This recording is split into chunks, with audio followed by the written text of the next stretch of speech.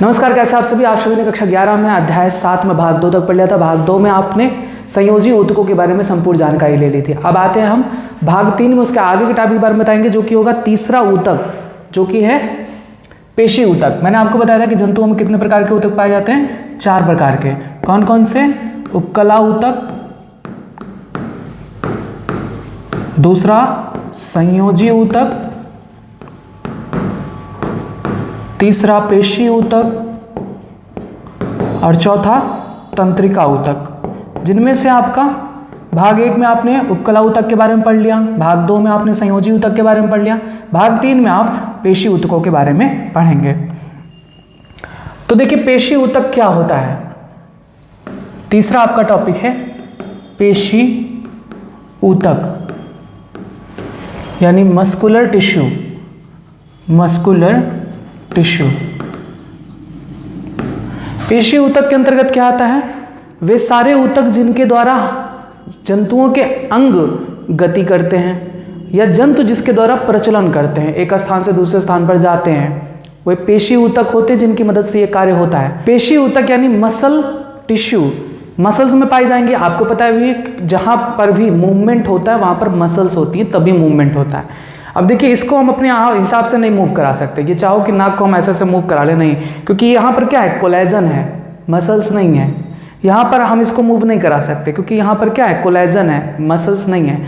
लेकिन यहाँ पर हाथ पैर सब जगह पर मसल्स हैं, जहाँ पर हम मूव करा सकते हैं बॉडी को, यहाँ पर हम मूव करा सकते हैं। कुछ ऐसे भी पेशियाँ होती हैं जो हमारे इच्छा के द्वारा नहीं नियंत्रित होती हैं, जैसे पेट की जो मसल्स है, पेशियाँ हैं, आहार नाल की, पित्ताशय की, श्वास नली की, गर्भाशय की, इन सभी में कुछ ऐसी पेशियां पाई जाती हैं जिन पे हमारा नियंत्रण नहीं होता। वे खुद ब खुद अपने आप एडजस्ट करती रहती हैं अपने आप को। और हृदय जो खुद ब खुद धड़कता है, जिस पर हमारा डायरेक्ट कंट्रोल नहीं होता है, वह भी पेशियों की मदद से ही धड़कता है। यानी जितने भी अंगों की गति होती है, शरीर में जितने भी अंग हैं, अगर उसमें कोई गति होती है तो उसमें कौन सा ऊतक है? पेशी ऊतक पाया जाता है। यानी कह सकते हैं कि पेशी ऊतक क्या करता है? अंगों की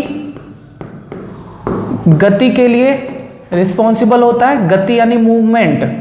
अब गति मतलब ये मत समझ लीजिएगा एक स्थान से दूसरे स्थान। देखिए, यहाँ पर अंतर है। गति का मतलब होता है हाथ पैर को ऐसे मूव कराना, मूवमेंट, ये गति कहलाता है। जंतुओं के प्रचलन में सहायक होता है। जंतुओं के प्रचलन में, प्रचलन का मतलब होता है एक स्थान से दूसरे स्थान पर जाना, यानी लोकोमोशन कहते हैं। इन दोनों शब्दों में अंतर है, इसको भी आप याद रखेंगे। अंगों की गति से मतलब होता है कि ऐसे मूव कराना। ऐसा नहीं कि हाथ को, गति का मतलब ये नहीं कि हाथ उठा के उधर फेंक दो चला जाए, नहीं। गति मतलब मूव करा रहे हैं, गर्दन को मूव करा रहे हैं, तो ये गति कहलाता है। प्रचलन का मतलब होता है अगर हम एक जगह से यहाँ से लेकर यहाँ पर पहुँचे तो ये कहलाता है प्रचलन। यानी पेशी ऊतक का कार्य क्या होता है? अंगों की गति में सहायता करता है और जंतुओं के प्रचलन में सहायता करता है। क्लियर है बात है? यानी शरीर में वो अंग जिसे हम, जो मूव कर सकता है, जो गति कर सकता है, उसमें पेशी ऊतक पाया जाता है। पेशी ऊतक का निर्माण किससे होता है? आपको बताया है हमने कि सभी प्रकार के ऊतकों का निर्माण 3 प्रकार के भ्रूणीय अस्तर से होता है। कौन कौन से? एक्टोडर्म, मेसोडर्म और एंडोडर्म। पेशी ऊतक का निर्माण भ्रूण के मेसोडर्म स्तर से होता है, याद रखेंगे। यह क्वेश्चन इंपॉर्टेंट है क्योंकि पूछा गया है कि हृदय पेशी ऊतक का निर्माण किससे होता है? मेसोडर्म से, क्योंकि वो पेशी ऊतक है। सभी पेशी ऊतकों का निर्माण मेसोडर्म से होता है। क्लियर है बातें? पेशी ऊतक क्या होता है? वह ऊतक जो अंगों की गति के लिए रिस्पॉन्सिबल हो, जो जंतुओं में प्रचलन के लिए रिस्पॉन्सिबल हो। पेशी ऊतक का निर्माण किससे होता है? भ्रूण के मेसोडर्म स्तर से होता है। क्लियर है बात है? अभी आपको फिगर में दिखाएंगे कि पेशी ऊतक कैसा होता है। पेशी ऊतक के बारे में एक और इंपॉर्टेंट पॉइंट ये कि पेशी ऊतक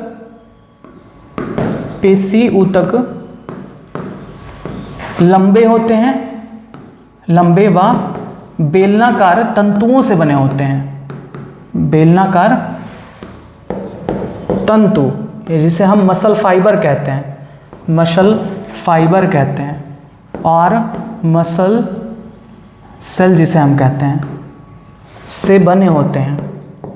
अभी फिगर में दिखाते हैं।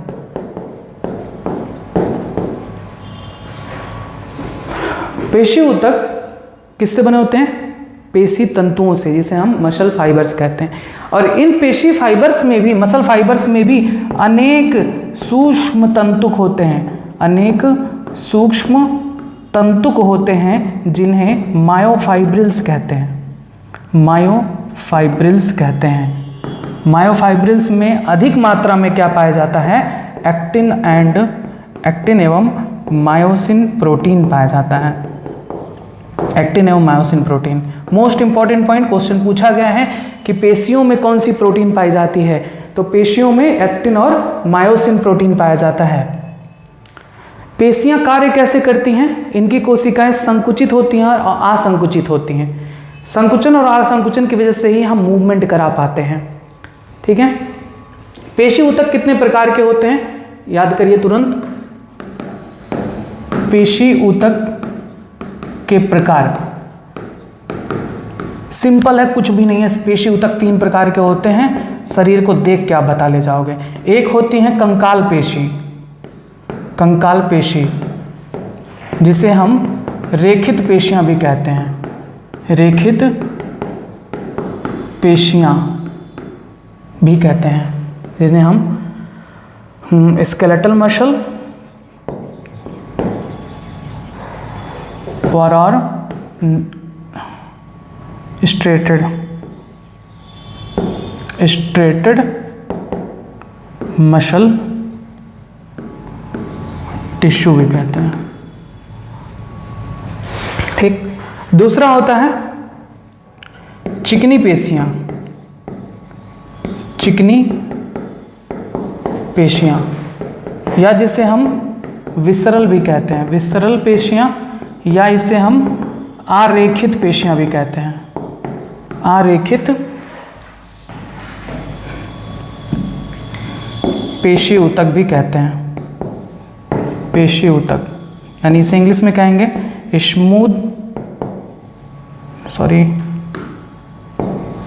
मसल और विसरल और नॉन स्ट्रेटेड मसल टिश्यू। और तीसरा प्रकार होता है पेशी ऊतक का, वो है हृदय पेशियां। हृदय पेशियां, जिसे कार्डियक मसल कहते हैं। कार्डियक मसल कहते हैं। याद करिए तुरंत। पेशी ऊतक कितने प्रकार के होते हैं? पेशी ऊतक 3 प्रकार के होते हैं। कंकाली पेशी, जिसे हम रेखित पेशियां कहते हैं, पहले नाम याद करिए। पेशी ऊतक 3 प्रकार के, कंकाली पेशी, या जिसे हम रेखित पेशियां कहते हैं। दूसरा चिकनी पेशियां, जिसे विसरल या आरेखित पेशियां भी कहते हैं। और तीसरा हृदय पेशियां। अब बात को समझिएगा, इसे रेखित क्यों कहते हैं? क्योंकि इनकी जो कोशिकाएं होती हैं वो रेखित होती हैं। जैसे मान लो एक ये है ना कोशिका, उसमें ऐसे ऐसे धारियां होंगी, रेखीय होंगी, तो इस वजह से इसे रेखित पेशियां कहते हैं। चिकनी पेशियां, जिन्हें हम आरेखित कहते हैं, इनमें कोई रेखाएं नहीं होती, ऐसे होती हैं। ठीक, बस इनमें कोई रेखा नहीं होता। जैसे इसमें देखिए, इसमें रेखा है ना, इनमें रेखाएं नहीं होती, इसलिए इसे हम आरेखित पेशियां कहते हैं। हृदय पेशियों में भी रेखियां पाई जाती हैं, रेखाएं पाई जाती हैं हृदय पेशियों में भी। ध्यान से समझिएगा। कंकाल पेशी में रेखाएं पाई जाती हैं, हृदय पेशियों में रेखाएं पाई जाती हैं, लेकिन चिकनी पेशी इसी वजह से चिकना कहते हैं। इसमें कोई भी धारियां नहीं पाई जाती, कोई भी धारियां नहीं पाई जाती, इस वजह से इसे हम आरेखित पेशियां भी कहते हैं। क्लियर है बात? दूसरा लोकेशन की बात कर लें। कंकाल पेशी, जितनी भी हड्डियां हैं हमारे शरीर में, जितनी भी हड्डियां हैं, सभी हड्डियों में ये कंकाल पेशी पाया जाता है। इसी वजह से इसका नाम कंकाल रखा गया है। कंकाल मतलब स्केलेटल, हमारे शरीर में जितनी भी हड्डियां हैं उन सभी में पाई जाने वाली पेशियां कंकाल पेशियां कहलाती हैं। और आपको ये पता है कि हम जहां पर भी हड्डियों में पेशियां हैं, हम मूवमेंट करा सकते हैं। देखिए यहाँ पर हड्डी है, हम बोल सकते हैं। हाथ है, हाथों में हड्डियां हैं, हम हिला सकते हैं हाथ को। हम पैर को मूव करा सकते हैं, गर्दन को मूव करा सकते हैं। तो जहाँ पर भी हड्डियाँ हैं, मूवमेंट हम करा सकते हैं कंकाल पेशियों का। यानी कंकाल पेशियों पर हमारा ऐच्छिक नियंत्रण होता है।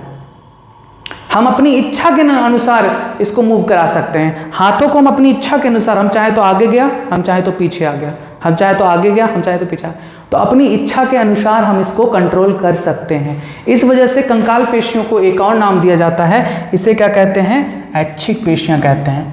कंकाल पेशियों को ऐच्छिक पेशियां भी कहते हैं, यानी इसे इंग्लिश में कहते हैं वॉलेंटरी मसल।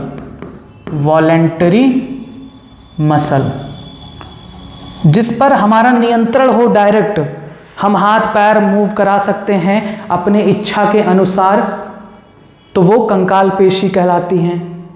जिन पर हमारा नियंत्रण होता है, डायरेक्ट नियंत्रण होता है ऐच्छिक पेशियों पर। ठीक, ऐसी पेशियों को हम ऐच्छिक पेशियां कहते हैं।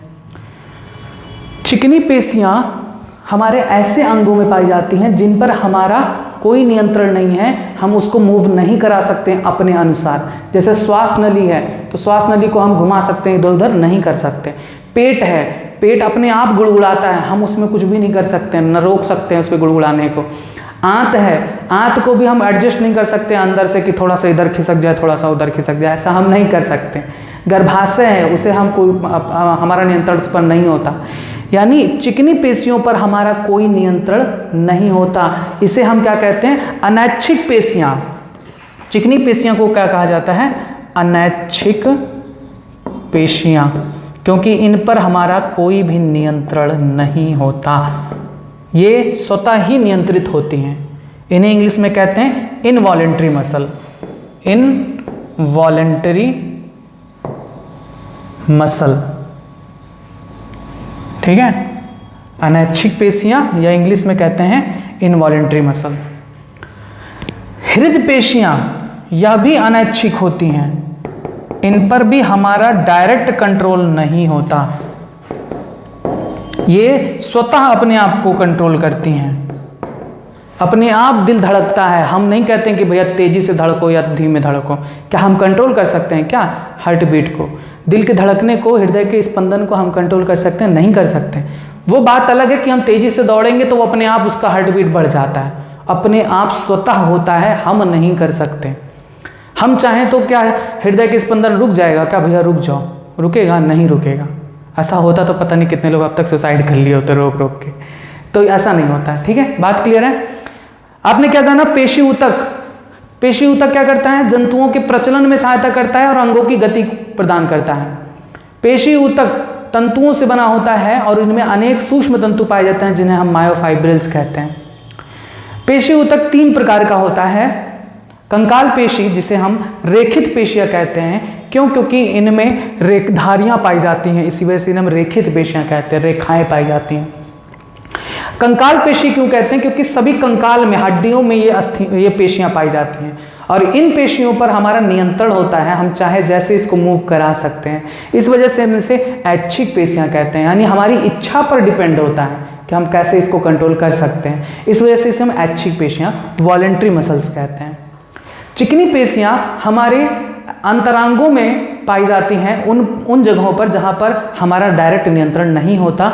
अमाशय, आहारनाल, अग्न्याशय, पित्ताशय और गर्भाशय, इन सभी जगहों पर चिकनी पेशियां पाई जाती हैं जिन पर हमारा डायरेक्ट कंट्रोल नहीं होता, यानी हमारी इच्छा के अनुसार ये मूव नहीं करेंगी, अनैच्छिक होती हैं। अनैच्छिक मतलब इच्छा के विपरीत, हमारे इच्छा के विपरीत नहीं, मतलब इच्छा पर हमारे नियंत्रित नहीं होती, अनैच्छिक होती हैं, स्वतः ही अपने आप को कंट्रोल करती हैं, इनवॉलेंट्री मसल्स कहलाती हैं।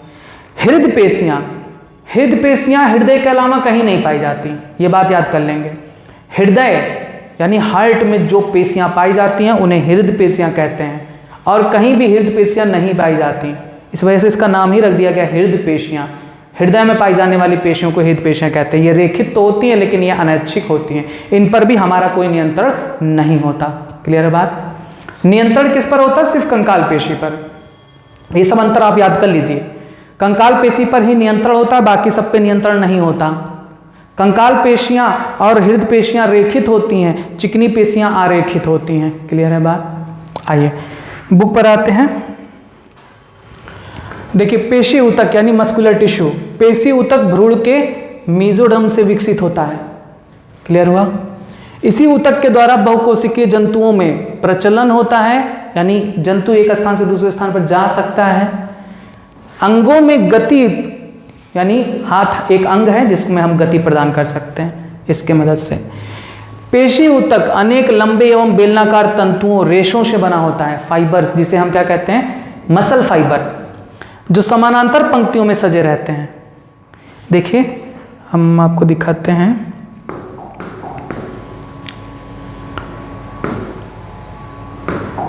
देखिए ये पेशी तंतु हैं जो देखिए समानांतर क्रम में ऐसे जुड़ी होती हैं, ठीक, नियमित क्रम में समानांतर एक के बाद एक जुड़ी होती हैं। ये तंतु भी कई सूक्ष्म तंतुओं से मिलकर बना होता है, जिसे पेशी तंतुक मायोफाइब्रिल्स कहते हैं। देखिए एक मसल है ना, ये पेशियां हैं, बाइसेप्स ट्राइसेप्स सुने हैं ना, तो ये हैं। तो इनमें जो कोशिकाएं हैं उनमें हम मसल सेल या मसल फाइबर कहते हैं। अगर हम थोड़ा सा भाग इसका काट कर निकालते हैं तो हमें ऐसे बंडल्स मिलेंगे, बहुत सारे बंडल्स मिलेंगे, जिन्हें हम मसल बंडल कहते हैं। इसके बारे में डिटेल आपको चैप्टर नंबर 20 में बताया जाएगा। गमन और संचलन में पूरा डिटेल बताया जाएगा पेशी ऊतक के बारे में, घुस के बताया जाएगा कि कहाँ पर क्या चीज़ें होती हैं। बताया भी हूँ मैं, जाकर पढ़ सकते हैं। इन बंडल्स को अगर हम, और इन बंडल्स में से एक हम बंडल को निकालेंगे तो उस बंडल में बहुत सारे तंतु होते हैं। इन तंतु में बहुत सारे अनेक तंतु होते हैं जिन्हें हम मसल फाइबर या मसल सेल कहते हैं, ठीक है। या आप जितनी तंतुआं देख रहे हैं ये सभी क्या है, मसल फाइबर हैं, पेशी तंतुआं हैं। अब इस पेशी तंतु में भी अनेक छोटे छोटे क्या होते हैं, तंतुक होते हैं, जिन्हें हम मायोफाइब्रिल कहते हैं। क्लियर है बात। समस्त पेशी तंतुक समन्वित रूप से उद्दीपन के कारण संकुचित होते हैं। हमारे शरीर में जो भी पेशियां हैं वे उद्दीपन के कारण संकुचित होती हैं, तो वो मूव करती हैं। जैसे ये सीधा है, नॉर्मल अवस्था ये है। अब हम चाहें कि हाथ ऊपर हो जाए तो यहाँ की पेशियां क्या होंगी, संकुचित होंगी। यहाँ की पेशियां संकुचित होंगी और ऐसे हो जाएगा हमारा हाथ। यहाँ की पेशियां दोनों संकुचित होंगी, ऐसे हो जाएगा हमारा हाथ। असंकुचन की अवस्था ये है जिसमें संकुचित नहीं हुई है। तो संकुचन और असंकुचन के द्वारा ही या गति करती हैं। सामान्यतया शरीर की सभी गतियों में पेशियां प्रमुख भूमिका निभाती हैं। क्लियर है, बातें समझ में आई। पेशी ऊतक 3 प्रकार का होता है, कंकाली पेशी, रेखित पेशी, चिकनी पेशी, आरेखित पेशी, हृदय पेशी ऊतक। इनके बारे में मैंने आपको बता ही दिया है, फिर से याद कर लीजिए। कंकाली पेशी क्या होती हैं, ऐच्छिक पेशियां होती हैं जिन पर हमारा कंट्रोल होता है। ऐच्छिक पेशी जिसे हम वॉलेंट्री मसल कहते हैं, वॉलेंट्री मसल कहते हैं, जिन पर हमारा कंट्रोल होता है।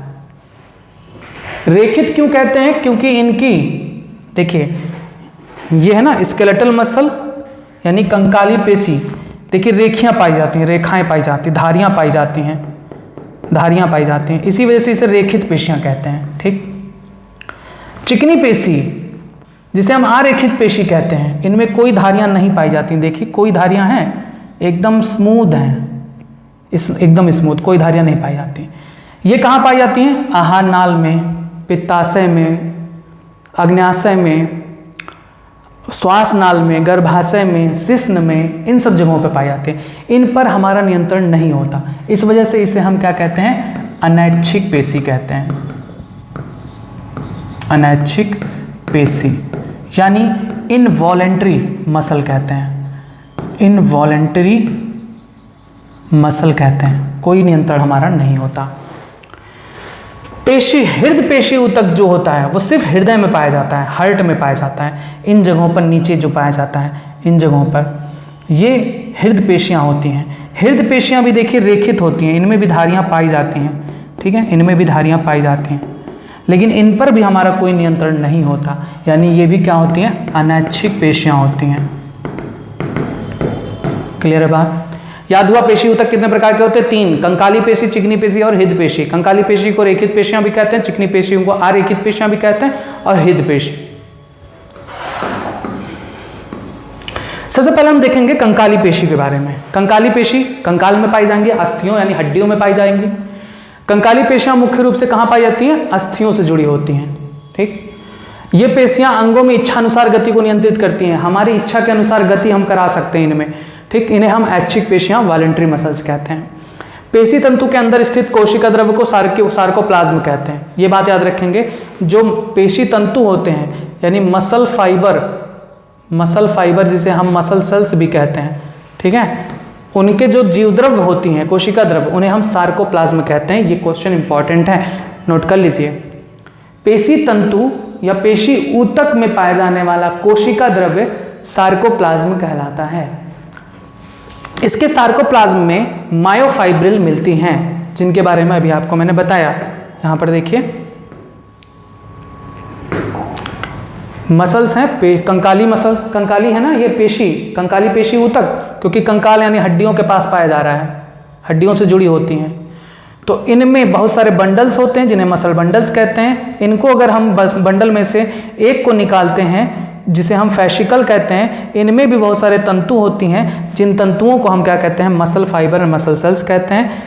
मसल फाइबर में पाए जाने वाला जो कोशिका द्रव्य होता है उसे हम सार्कोप्लाज्म कहते हैं। इस कोशिका द्रव्य में एंडोप्लाज्मिक रेटिकुलम भी पाया जाता है, माइटोकॉन्ड्रिया भी पाया जाता है, प्लाज्मा लेम्मा पाया जाता है, ठीक है, और मुझे दिखाई नहीं दे रहा। उसके बाद मैंने क्या बताया कि इनमें मसल फाइबर में अनेक सूक्ष्म तंतु पाए जाते हैं। अगर हम इसको भी जूम करके देखें तो बहुत सारे तंतु पाए जाते हैं जिसे हम मायोफाइब्रिल कहते हैं, ठीक। रेखित पेशियों में एक्टिन और मायोसिन प्रोटीन मिलता है। अब देखिए कोई भी पेशियां हो, पेशी ऊतक में ये दो प्रोटीन तो पाए जाएंगे, एक्टिन और मायोसिन, सभी पेशियों में पाए जाते हैं, सभी प्रकार के पेशियों में एक्टिन और मायोसिन प्रोटीन मिलता है। ये भी बहुत इंपॉर्टेंट लाइन है, ठीक है, मोस्ट इंपॉर्टेंट, कि एक्टिन और मायोसिन ऐसे पूछा जाता है, पेशी ऊतक में कौन सी प्रोटीन पाई जाती है, एक्टिन और मायोसिन, याद कर लीजिए। पेशी ऊतक में कौन सी प्रोटीन पाई जाती है, एक्टिन और मायोसिन। पेशी ऊतक के समूह के चारों ओर कठोर संयोजी ऊतक का आवरण होता है। जितनी भी पेशी ऊतक होती हैं उनमें कठोर संयोजी ऊतक का आवरण होता है। दूसरा आता है चिकनी पेशी, जिसे हम विसरल या आरेखित पेशी ऊतक कहते हैं। मैंने क्या बताया, चिकनी पेशियां कहाँ पाई जाएंगी, हमारे अंतरांगों में जिन पर हमारा नियंत्रण नहीं होता, आहार नाल, श्वास नाल, गर्भाशय, पित्ताशय, अग्न्याशय, शिश्न, इन सब जगहों पर जो मूवमेंट होती हैं वे चिकनी पेशियों की मदद से होती हैं, इन पर हमारा कोई नियंत्रण नहीं होता। चिकनी पेशी ऊतक की संकुचनशील कोशिकाओं के दोनों किनारे पतले होते हैं और इनके में रेखा या धारियां नहीं होती। इनका कहने का मतलब है कि ये जो चिकनी पेशियों की जो कोशिकाएं हैं उनमें कोई धारियां नहीं होती, इनमें कोई धारियां नहीं होती, कोई धारियां नहीं पाई जाती। और दूसरा, इनके जो किनारे होते हैं वो पतले होते हैं। देखिए किनारे पतले हैं, बीच में मोटा है, किनारे पतले हैं, बीच में मोटा है, ठीक है। तो वही कह रहे हैं कि किनारे पतले होते हैं, इनमें रेखा और धारियां नहीं होती, इसी वजह से इसे हम आरेखित पेशी कहते हैं। कोशिका संधियां उन्हें एक साथ बांधे रहती है तथा ये संयोजी ऊतक के आवरण से ढके होते हैं। तो सभी के सभी पेशी ऊतक संयोजी ऊतक के आवरण से ढके ही होते हैं। ये पेशियां आंतरिक अंगों जैसे रुधिर वाहिनियों, अग्न्याशय, आहार नाल, गर्भाशय, पित्ताशय, शिश्न आदि में मिलता है। याद हुआ, चिकनी पेशियां कहाँ पाई जाती हैं, रुधिर वाहिनियों, आहार नाल, अग्न्याशय, पित्ताशय, गर्भाशय, शिश्न आदि में पाए जाते हैं। चिकनी पेशियों का संकुचन अनैच्छिक होता है, यानी हमारी इच्छा पर नियंत्रित नहीं होता, क्योंकि इनकी क्रियाविधि पर सीधा नियंत्रण नहीं होता, जैसा कि हम कंकाल पेशियों के बारे में कर सकते हैं। चिकनी पेशी को मात्र सोचने भर से हम संकुचित नहीं कर सकते। ये चाहो कि हम आंत को थोड़ा बहुत अंदर में एडजस्ट कर लें, इधर उधर कर लें, तो ऐसा हम नहीं कर सकते। इनमें एक्टिन और मायोसिन प्रोटीन के समानांतर पेशी तंतु मिलते हैं। एक्टिन मायोसिन तो सभी पेशी ऊतक में मिलते हैं। अब ये मत सोचना कि बाबा रामदेव अपने पेट को कैसे घुमाते हैं, वो पेट को घुमाते हैं, अंदर के आंत को नहीं घुमा पाते हैं। पेट के बाहरी सतह से उसे मूव करा सकते हैं, लेकिन अंदर उसके आंत को नहीं वो मूव करा सकते हैं। आखिरी आता है हृदय पेशी ऊतक। हृदय पेशी ऊतक यानी cardiac muscle tissue. Cardiac muscle tissue के बारे में आपने जाना कि ये इनमें धारियां होती हैं, लेकिन ये भी अनैच्छिक होती हैं। ये एक संकुचनशील ऊतक है जो केवल हृदय में पाया जाता है, केवल और केवल हृदय में पाया जाता है, इसी वजह से इसका नाम भी हृदय पेशी रख दिए हैं। हृदय पेशी ऊतक की कोशिकाएं कोशिका संधियों द्वारा द्रव्य कला से एक रूप होकर चिपकी रहती हैं। संचार संधियों, जिसे हम इंटरकैलेटेड डिस्क भी कहते हैं, अंतर्विष्ट डिस्क कहते हैं, इनमें कुछ संलग्न बिंदुओं पर कोशिका एक इकाई के रूप में संकुचित होती है। देखिए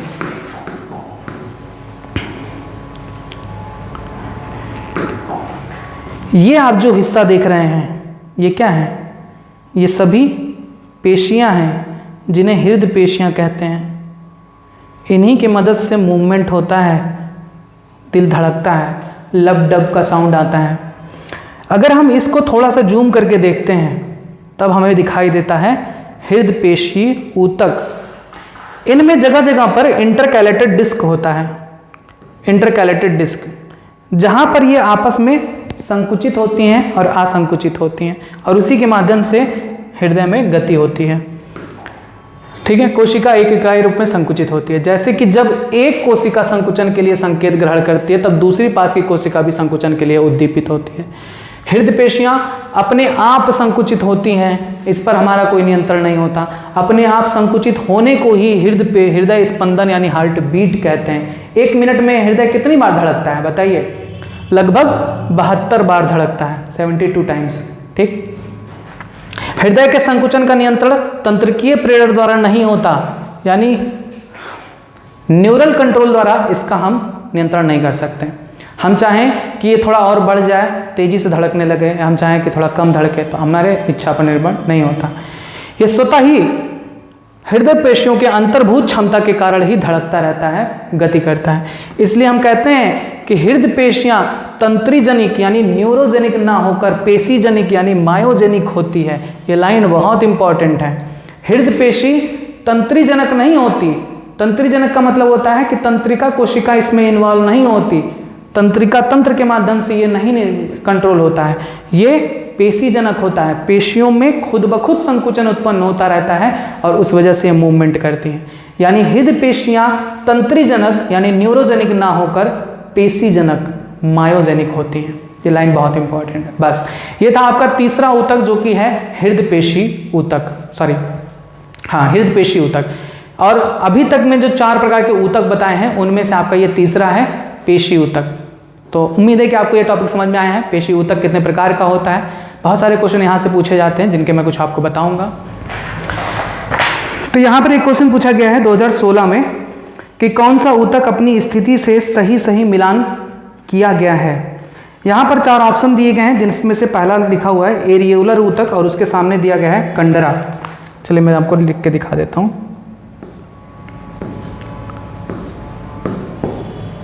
– 2016 में पूछा हुआ है, नीट 2016 में कह रहा सही मिलान करिए। सही मिलान में ए ऑप्शन दिया है एरियोलर ऊतक और उसके सामने दिया गया है कंडरा। तो आपको पता है कि कंडरा एरियोलर ऊतक नहीं होता है। कौन सा ऊतक है? संयोजी ऊतक, सघन संयोजी ऊतक है ना। दूसरा लिखा है परिवर्ती उपकला, उसके सामने दिया है नासिकाग्र। तो इतना डिटेल आपने पढ़ा भी नहीं है, ज़्यादा दिमाग लगाने की जरूरत नहीं है, एनसीईआरटी में है भी नहीं। घनाकार उपकला, घनाकार उपकला वृक्क के वृक्कों में पाया जाता है। यहाँ पर लिख दिए हैं आमाशय स्तर, तो ये गलत है ना। आमाशय स्तर में तो वो पाया जाता है ना स्तंभाकार। फिर लिखा है चिकनी पेशी, चिकनी पेशी और इसके सामने लिखा है आंत भित्ति। तो क्या ये सही नहीं है? बिल्कुल सही है, क्योंकि आंत भित्ति में कौन सी पेशियां पाई जाती हैं? चिकनी पेशियां पाई जाती हैं। आंत पर हमारा नियंत्रण नहीं होता। ऑप्शन डी सही जाएगा। इसी तरीके से बहुत सारे क्वेश्चन पूछे गए हैं जिनका आंसर आप दे सकते हैं। आप लोग इस टॉपिक को पढ़कर नीट में प्रीवियस ईयर में पूछे हुए क्वेश्चन को सॉल्व करिएगा, जरूर सॉल्व हो जाएगा। आगे जो भी टॉपिक होगा आपको जल्दी बताया जाएगा। तब तक आप जुड़े रहिए यूट्यूब चैनल बायजू हिंदी के साथ। धन्यवाद।